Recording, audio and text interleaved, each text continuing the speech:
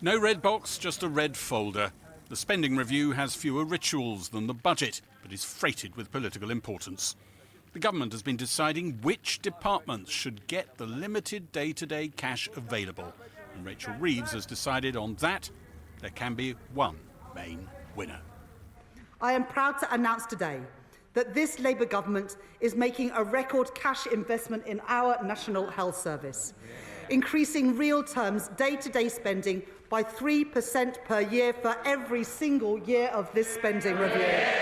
After what had sometimes been an acrimonious, even sweary spending round, Rachel Reeves extended an olive branch to bruised Cabinet colleagues. Can I thank all my Cabinet colleagues for their contribution to this process? They are all assets to this Labour government. Because the Health Secretary, Wes Streeting, secured 3% extra a year for the NHS day-to-day spending, that's meant substantially less left for others, like the Home Office under Yvette Cooper, cut by 1.7% a year, Culture under Lisa Nandy, budget down every year, and Agriculture under Steve Reed, cut by nearly 3% every year of the review. The National Health Service, created by a Labour government, protected by a Labour government, and renewed by this Labour government. He's fought for everything he could get. Congratulations. Thank you. Well, I mean, the amazing thing is, the irony is, I've come to visit St Thomas's today, and as I said at Cabinet this morning, ironically, Rachel threatened to put me in the hospital if I didn't stop pestering her in the spending review. Rachel Reeves celebrated the NHS spending hike at St Thomas's Hospital across the Thames from Parliament. Some inside the NHS argue that 3% rise won't be enough to help the government deliver on its pledge to cut waiting lists. The government's put all its casino chips on NHS spending here, hasn't it? But it can't be sure it'll deliver the progress it's promised the electorate. Whether or not that's enough to deliver a real radical shift in waiting lists depends basically on whether the government can turn around the collapse in NHS productivity that we've seen since the pandemic. And do it without massive capital investment. Indeed, the capital spending over the next 3 years is basically flat real for the Department of Health, so they haven't given a big boost to help support that. While the NHS didn't win on the capital spending allocations, defence did. And there are gains for housing and nuclear energy. But defence spending doesn't go nearly as far as NATO is demanding. Many in the police say Rachel Reeves hasn't given them enough to make sure they meet Labour's election pledges on crime and neighbourhood policing. The settlement today does not address the chronic underfunding in the police service. We had hoped for significantly more than what we've been given. The CSR today consigns the police service to 3 years of austerity. We haven't really come out of it for the past decade. The government hopes today's turning on of some spending taps gives a sense of the change Labour promised. Thank you. Rebuilding a public realm in serious disrepair. Almost all public services are performing worse now than they were in 2010, with the exception of schools, where attainment has increased over the 2010s. Everything else down. Everything else down. The NHS down, criminal justice system down, local government services down, which includes social care. Will this change it?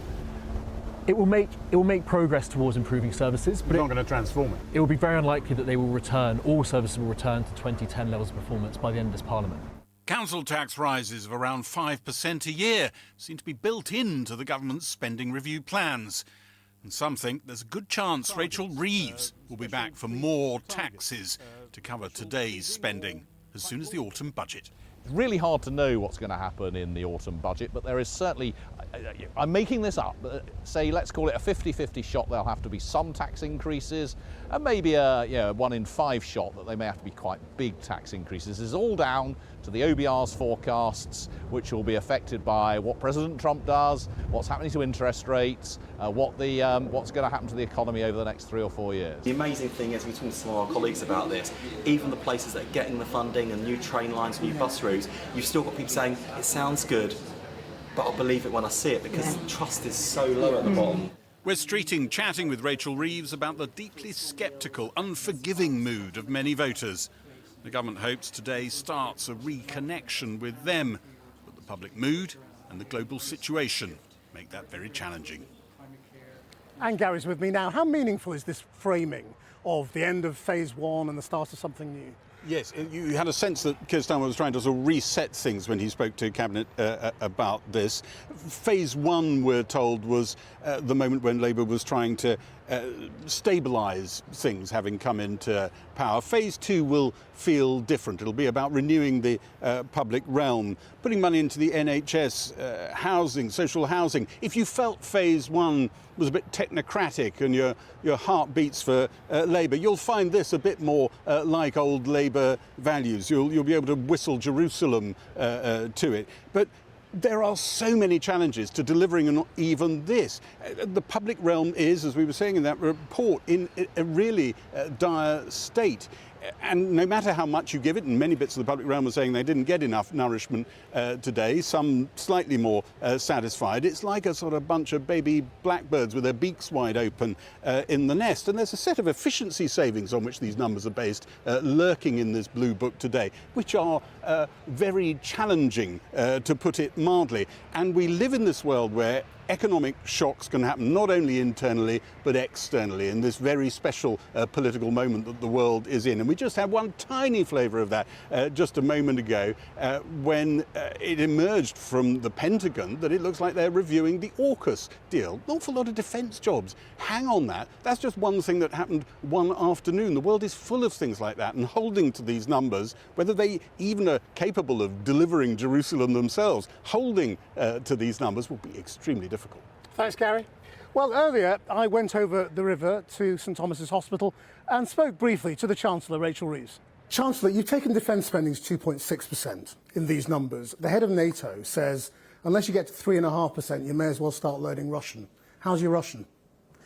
We have put in the biggest sustained increase in defence spending since the end of the Second World War, taking us to 2.6% of GDP by April 2027. But we've also set out that ambition to get to 3% in the next Parliament. So no one can doubt this government's commitment to spend more on defence, because the first duty of any government is to keep our country safe, which is why in the spending review today we set out £11 billion more by the final year of this forecast for defence spending, funded by reducing overseas development assistance, because given the challenges we face, really? That's the right decision. Because, I mean, overseas spending development was day-to-day spending, and defence is mostly capital, which you're borrowing. So it wasn't really a transfer, was it? Well, you can see one budget reducing by £11 billion, another one going up by £11 billion. You don't have to pay any more if you are shifting resources from one budget to another. But we have in our fiscal rules, we have two fiscal rules: to balance day-to-day spending with receipts, and then to get debt down as a share of our GDP. But as a result of those fiscal rules, we are able to borrow within that framework to be able to invest, for example, in nuclear energy and indeed in new social housing or new transport infrastructure to link our towns and cities. We're in a hospital and you're increasing health spending by 3%, but that's less than the historical average. So it's not going to be a transformative amount, is it? And that's what you need, both for the NHS and politically. Well, the NHS needs both investment and reform. And we are putting in 3% a year in day-to-day spending. That is compared to the average of 2.3% a year across public services in this Parliament. So that is a substantial spending settlement. But we're also putting money into the capital budget. Now, of course, some of that will be for new buildings and improvements to existing buildings, but also some of it will be for new technology, new scanners to improve the productivity in our health service, but also investment in digital, including in the NHS app, so that patients can access more information in one place, reducing some of the paperwork and the back office functions in our health service. So we're making investments both in the long-term future of our NHS as well in day-to-day funding, but alongside that investment must come reform, and that's something that I know that people who work in the NHS too are absolutely committed to. Just finally, if this is the end of phase 1 and that was the pain, can you guarantee there's no pain coming in the budget? No tax rises? You'd be a brave Chancellor to predict the future. But we made the tax rises that were necessary last year to be able to fund the public services that I've allocated money to today. I said in the autumn and again at the spring statement that public services would now need to live within the envelope in which I had set. And I've set out how we've achieved that in the spending review today. So everything we've put forward today is fully costed and fully funded. Well, I'm not going to write 5 years' worth of budgets within the first year of this Labour government. but we took the action that was necessary last year to fill the black hole in the public finances left by the Conservative Party and to put our public finances and our public services on a firm footing. Chancellor, thank you very much. Thank you. Now, the man responsible for negotiating spending totals for all departments was the Chief Secretary to the Treasury, Darren Jones. Now, reportedly, not all the negotiations were entirely amicable, with one source telling a Sunday newspaper, if you want a glimpse into the dystopian AI future where the world is run by autocratic robots devoid of any emotional humanity, then you need to spend 5 minutes in a meeting with Darren Jones. So let's spend 5 minutes with Darren Jones. Now, we talked about the winners with the boss, so we have to talk about the people who are unhappy. And the police are one of the big headlines. They are saying this will basically just cover pay rises. There may well be a shortfall, and they will not be able to deliver your targets and 13,000 extra police officers. Well, nice to be with you. I'll be as emotion-filled and creative as possible to distinguish myself from an AI system. Look, the police are getting over 2% increase year on year in their budget. In the context of the economy overall, that is a good deal. I'm not saying it's an easy thing for the police.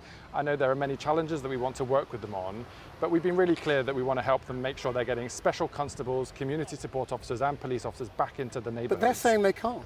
Well, look, the Police Federation, the chief constables, they're all saying this isn't enough to deliver what you promised. So the police delivered nearly 20,000 additional police officers in the last few years for less money. We're asking for 13,000 more additional officers with more money. So I'm sure there is a way of doing it. Look, they're perfectly entitled to make the case. They do an important job for us and we're very grateful to them. All I would say is that 2% growth guaranteed for each and every year of this Parliament in the circumstances we find ourselves in is a pretty good deal, and we think we can deliver on our promises in that context. But you have ended up doing precisely what we've asked you about for the last 18 months. And we went into conversations with you every time saying you're going to put up the total spending, but individual departments will face cuts. In their terms, austerity. No. Wouldn't it have been more honest to go into the election and say, yes, there will be tough decisions for some departments, and that will mean job losses in some cases and cuts in services? Well, look, it's not austerity, because when you look at total spending, money's going up, not down. We've talked about that before. Look, there are some departments where day-to-day costs have a little negative number, but those are for good reasons. So in the Home Office, outside of policing, spending's going down because we're getting out of asylum. So these are good cuts? Yeah, because we're getting out of asylum hotels. No one wants to spend billions of pounds a year paying Premier Inn to house asylum seekers. So where are you going to put the asylum seekers? Waiting for a decision. We're going to get through the process more efficiently. We've already returned over 20,000 people in the first 11 months. But where will they go? I mean, there will still be asylum seekers. Sure, but they're not going to be in hotels. Where are they going to live? They go home. If they're not allowed to stay here, they go home. Well, no, so but they in the don't process, stay in our hotels. They're not going to be instant decisions. No, so they're going to need to be housed. Where are they going to be? So it's going to be much quicker than it has been under the last government. We're already doing that. And where they do need to reside here whilst they're waiting for a decision, we're putting money in today for government-owned accommodation instead of paying hotel chains to house asylum seekers waiting for a decision. So they're not going to be going into private rented accommodation.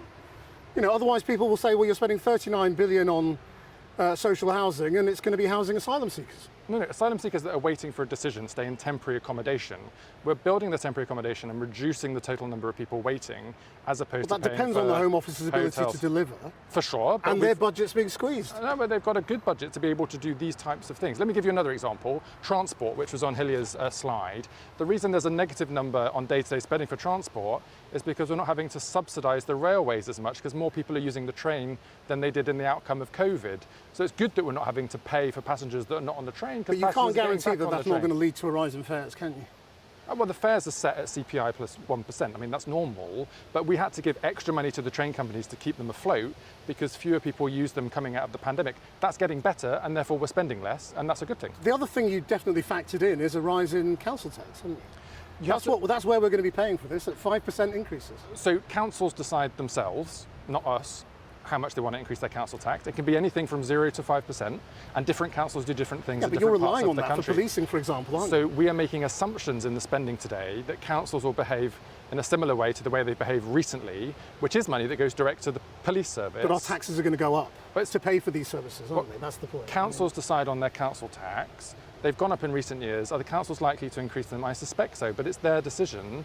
The spending review today is an assumption that they'll continue to act in the way they've acted recently. The bigger problem really is that you promised change, and this isn't going to feel like enough change. Oh, that's nonsense. There is tons of change in the spending review.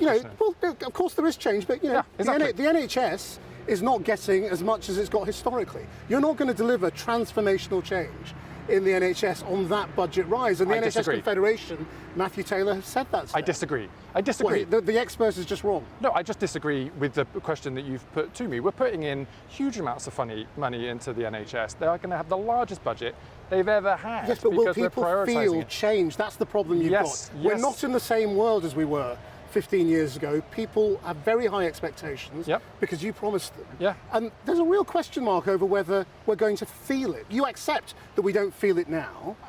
How do you know we're going to feel it in 2 years' time or 3 years' time? You're just being pessimistic. No, it's Keir Starmer who admitted that people don't feel it. No, and I agree that right now, do we think that our public services are working as well as they should be? No.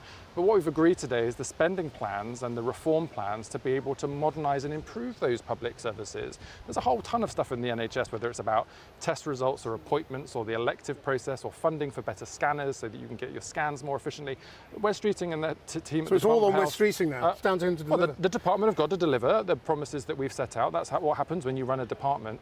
But there's a whole ton of other stuff, whether it's about free school meals, getting those potholes filled, paying for more local transport, more council housing, affordable housing, a huge increase in council house funding across the country. There's a ton of stuff being announced today that people will feel, and they'll see the difference that the Labour government is making. And I know on taxes you'll say, well, I can't write the budget now and I can't promise anything, but the fact that, there's a big hole around defence. You've got to 2.6, you've got to get to 3, that's your aim. You're going to have to pay for it somehow. Are you just going to borrow or...? So the spending review today spends the budget that the Chancellor gave us in the budget last year. No, I know, but I'm talking about what's after that. And the commitment for this Parliament on defence spending is that we'll get to 2.6% by 2027. That is fully funded in the spending review today. That's a decision for the next spending review in SR27 because that comes in later years after the next election. So we could be looking at tax rises? Well, look, we're going to have to figure that out. Of course we are, but it depends on fiscal circumstances. We're investing to try and get the economy growing. We're trying to reduce the cost of delivering better public services for people. We've got a lot of stuff there. This is why we're investing in the renewal of Britain, because we can't just keep going round and round the broken system that we've had now for many, many years. I'm really confident in our plans today and our ability to change Britain. That's what we promised. That's what we're going to be getting on to deliver. People are going to be better off and Britain's going to be renewed as a consequence. Darren Jones, remarkably unrobotic. Thank you very much indeed.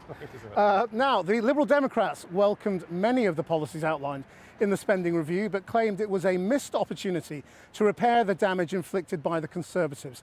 The Lib Dem Treasury spokesperson Daisy Cooper said that while the increased funding for the NHS was welcome, it would fail to make an impact unless the government also committed to improving adult social care. Today's investment in the NHS will be like pouring water into a leaky bucket if hospitals cannot discharge patients who are well enough to leave because there aren't the care workers to help them recover at home. Absolutely right. This fair pay agreement that the Chancellor talks about, of course, is welcome, but it is barely a baby step, and it is nowhere near enough to bring back social care from the brink.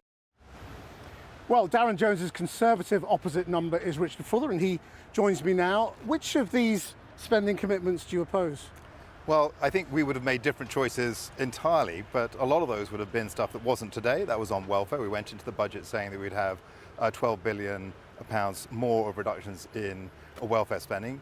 Today what we've seen is this was the chance for the Chancellor to explain how she is going to spend all those additional monies that she raised in taxes and borrowing in her budget last year. And which ones are wrong? So I think a number of, well, I would say, number one, I would say the targets on efficiencies in departments are disappointing. The original target set was 5%. I think we could have gone for a higher level of efficiency savings across the board in our departments. I mean, politicians always talk about efficiency savings and it's plucking numbers out of the air. Actually, it's not quite. If I can say something good about the budget, there's a very good document about the departmental efficiency plans. And for the first time, and I don't think we did this as Conservatives, they've listed out specific efficiency plans, year by year, the savings they'd make. I think that's good. It gives us something to hold them to account to. It's just the totals aren't enough. And do you support the NHS funding? So I think overall with the NHS, that's the area where there is more to give. So there was a bigger than average increase in the daily expenditure, the annual expenditure to the Department of Health, and some additional spending on capital. I think those numbers overall, we'll have to look at them in detail. You support them? But I think, no, I would say that they need to be looked at. What because I think the most important thing in fiscal responsibility... Everything needs to be looked at. Do you mean they're too high? Or So they've had 6 months to come together, so I've had 6 hours to look at it.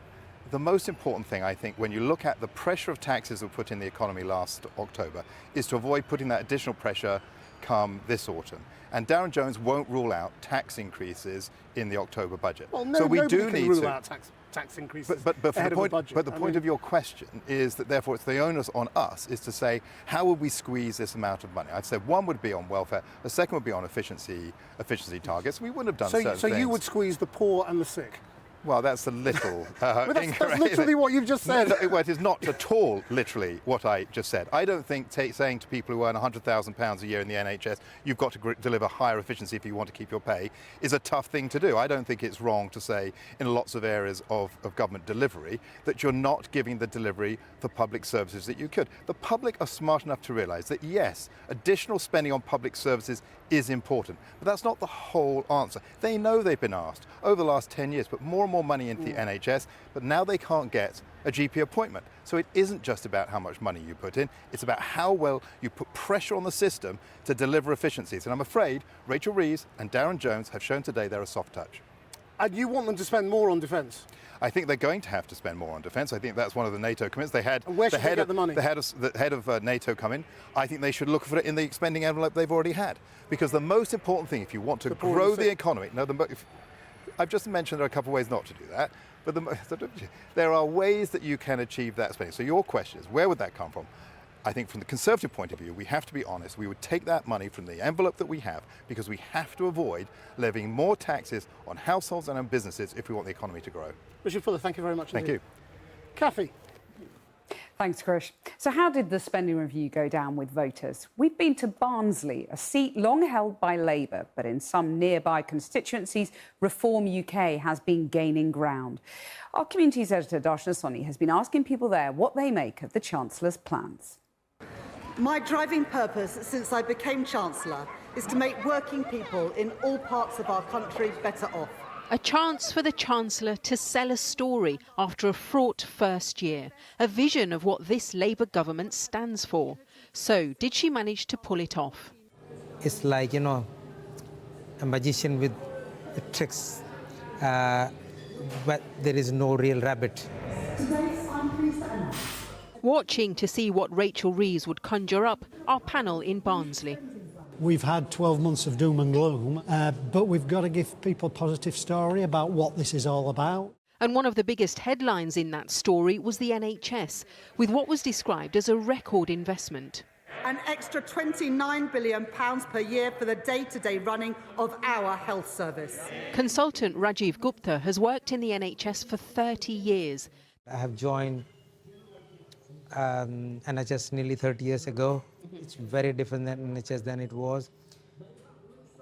I used to be very proud of the NHS because it was a good system. You could do the best care for the patient. And now you want to deliver the best care. The managers cut you, can't do this, dismantle the services without even consulting the clinicians. So what's morale like? The morale is very low. We believe in a publicly funded national health service. This was one of several digs at Nigel Farage, and Barnsley's Labour council leader says the government shouldn't be afraid of being branded populist by taking on reform. We will be ending the costly use of hotels to house asylum seekers in this Parliament. I think part of the problem, and a very big part of the problem, is there are people in left behind communities whose lot in life isn't very good. And then they perceive government spending millions and millions and millions on asylum seekers and other foreign workers and think that can't be right. Is that sense of fairness? Is that sense of fairness has gone. How do you feel about her saying that she's going to end the use of asylum hotels? No, I agree. I think the immigration needs to be addressed. I think it's definitely the right idea. We've had so much bad publicity, especially in this area, through the hotels. Kayleigh King says one way to address that sense of fairness is to create more jobs.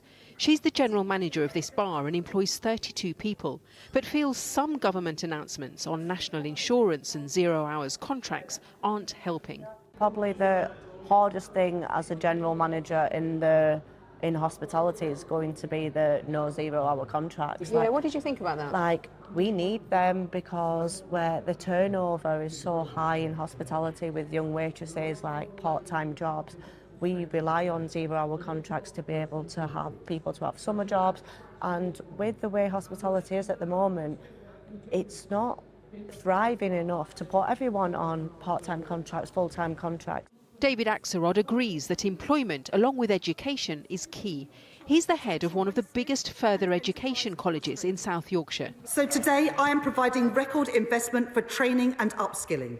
There was mention around additional apprenticeships, 1 million additional apprentices. But OK, well, with an apprentice comes a job. So it's easy for a political statement to say we're going to create 1 million new apprenticeships. Well, that depends on there being jobs. We can build lots of new facilities if we can't afford to run them, and people then look to the council to pick up the cost.